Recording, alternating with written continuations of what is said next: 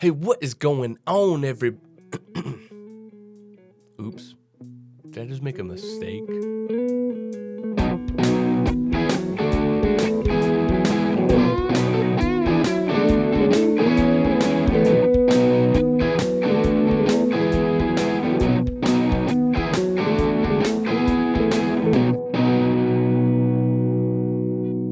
Hey, what's up, everybody, and welcome to another video. This week we are talking about mistakes that most podcasters make in the beginning of their podcasting and kind of how to avoid them. So everybody makes mistakes.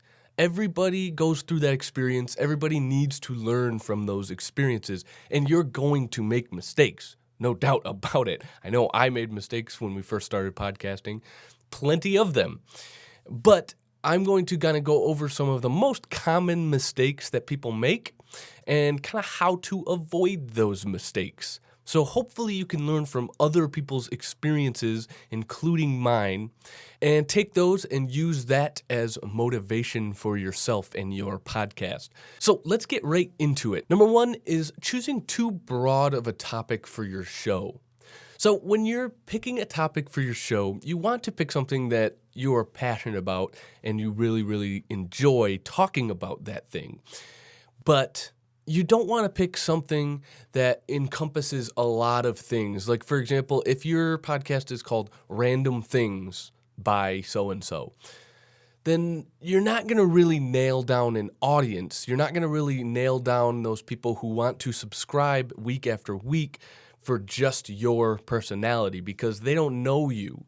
They don't know who you are. Now, maybe if you have a previous following, then maybe that's more of a prevalent idea. But for most people, I would say that you want to pick something that is as narrow as possible while you are still passionate about that thing.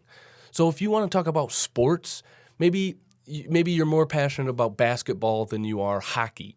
So talk about basketball when you're talking about sports. Maybe you're talking about one specific team in basketball.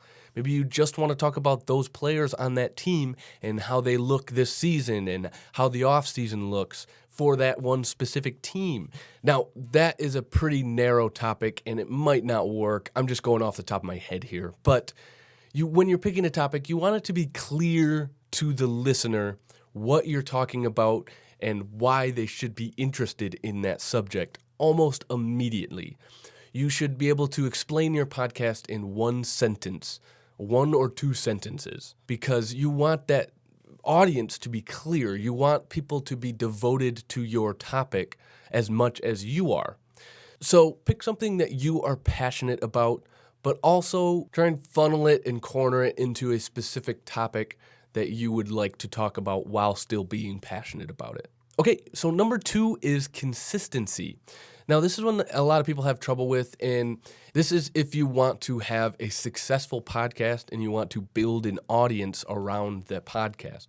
So consistency is key. You can put out as much work as you want, but if it's not consistent, then people aren't going to know to come back and watch that content on a daily basis, on a weekly basis, on a monthly basis, however long you're coming out with content. Now, a good way to combat this is to schedule things out, to really plan things out. So you know exactly what episodes you're going to come out with week after week or month after month or daily. And you can slam those out in a day, and then you know exactly what you're producing when, or you have a day that you record and you have a day that you publish. Just make sure that you plan things out because you want it to be as easy as possible for the listener to come back week after week and keep listening to your podcast. And you build that trust with them, they build that trust with you, and you can kind of keep everything consistent like a machine. So number three, I kind of mentioned before, but it is passion. You should have passion for the topic that you choose when you're choosing a topic. Now, a lot of people make this mistake of they kind of choose something that's hot right now and they know will build an audience quickly. For an example, right now, true crime is really hot and a lot of people are just jumping on that bandwagon, making a true crime podcast. Now, that's showing success for a lot of people, but they're going to probably get burned out a lot quicker than if you were to have a lot of passion for the subject that you choose. Now, when I say passion, I don't mean interest. Interest and passion are two different things. When you have an interest in something, that means you kind of look it up here and there, you're kind of interested in it. Passion means that you're living it. It means it's always in the back of your mind. You're always thinking about it. For me, it's whenever I hear a piece of audio, I always think, what was the post-production that went into that? How did they mix it? How did they compress it? How did they cut through it? Whenever I hear a podcast, I always notice all of those background noises. It's always just in the back of my mind. It's something that you should really, really be passionate about. It's something that you really need to live in. So keep that in mind when you're choosing your podcast topic and decide if this is something that you can do years and years to come, where you have to put work into setting up this podcast, into the pre-planning and planning and actually recording the podcast. If you think that you can put that work in and you're still going to be passionate about the subject, then awesome. That's the subject that you need to do. So number 4 is something that I've touched on as well, and it's not enough planning. So when you're first starting out your podcast, this really gets rid of a lot of headaches when you can really plan everything out week by week. You know what you're going to talk about. You know what days you're going to record on. You know what subject you're talking about every single week. And this really helps that burnout, because when you're actually doing the recording, you don't have to figure out what you're going to be talking about that episode. You already have it all planned out. You know what you're going to be talking about. Preferably you have your notes already written. So really all you have to do is record you actually talking about it. Then there you go. All you have to do is publish it on the day that it needs to be published. Your mind is at ease for the rest of the time because you already have everything planned out, and it really cuts down on that burnout, like I said. So number 5 is also a pretty common one that I've come across, and it is bad sound quality. Now, this one is pretty easily fixed nowadays with pretty cheap microphones that sound really good. So there's no need to record with your inboard microphone on your computer or your inboard microphone on your phone. You can buy like a $25, $30 microphone, and it's just plugged straight into your computer, and that's it. That's all you need. The audio interface and the analog to digital converter are right in the microphone itself, and all you have to do is plug it straight into your computer. And some of these USB mics sound really good. Now, you can buy more expensive USB mics if you want. If you were to buy a more expensive USB, I would suggest rather going with an XLR mic and buying an audio interface, but that is a topic for another day. When we're talking about bad sound quality, I mean recording with bad microphones, maybe pointing a microphone in the wrong direction, recording in huge open spaces, recording in really reflective areas like your kitchen or your bathroom, or you can hear a AC going, a fan going, just a lot of background noise in the recording. Now, when you're recording your podcast, you want to record in the smallest room possible. Something that I recommend is go to your closet, go to your clothes closet, and just sit in there and record. Shut the door, sit in there, and record your podcast. It's going to sound fantastic. It's going to sound like you're in a sound studio because there's so much sound dampening going on with all your clothes, and it's such a tiny little space that there's going to be no audio reflected. Just whatever you do, try and record it in the smallest room possible with the most furniture or the most sound dampening stuff in the room. Number 6 is something that I have definitely fallen victim to, is keeping your expectations way too high at the beginning of the podcast.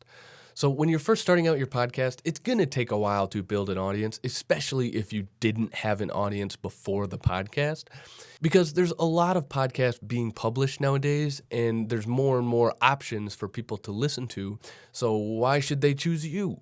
Now, if you are consistent about it, if you're promoting it correctly, and if you're putting out really good content, then people will find you and people will share it with other people, and eventually that will build and build and build.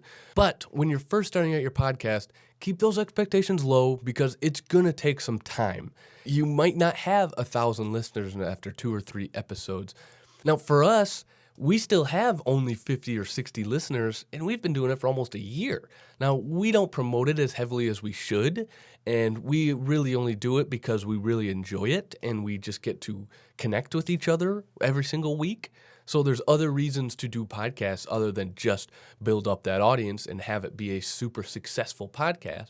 But if you're looking for that, then just make sure to keep your expectations low. Now, when I say that, don't just not put in the work because you think that you're not going to get the audience that you deserve, because a lot of people are putting out really, really good content, probably including you, but there's a lot of options out there. There's a lot of podcasts being published.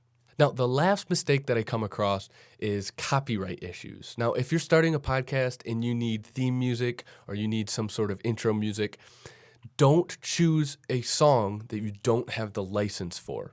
Now, there's a lot of free, license-free music out there, and that's great. You can go with that if you want. You can subscribe to a service like MusicBed or Epidemic Sounds or Pond5. There's a lot of resources out there for this that provide the license for you on all of this great music that people produce for this service. Or you can produce your own music if you know any sort of musical instrument. Just don't use a song that you don't have the license for. That's a great way to get in trouble. That's a great way to get fined. All right, guys, thank you for watching this video. I really appreciate it. If you liked the video, hit subscribe, hit like, hit the bell for notifications, all that good stuff. And if you really like the video, then tell a friend about it. I think that really helps me out the most. And if you want to follow me on Instagram, you can visit ieditpodcast.com, where I kind of give some small little tips on how to produce better audio. And if you are interested in my editing service, you can visit ieditpodcast.com. All right, guys. See you next week.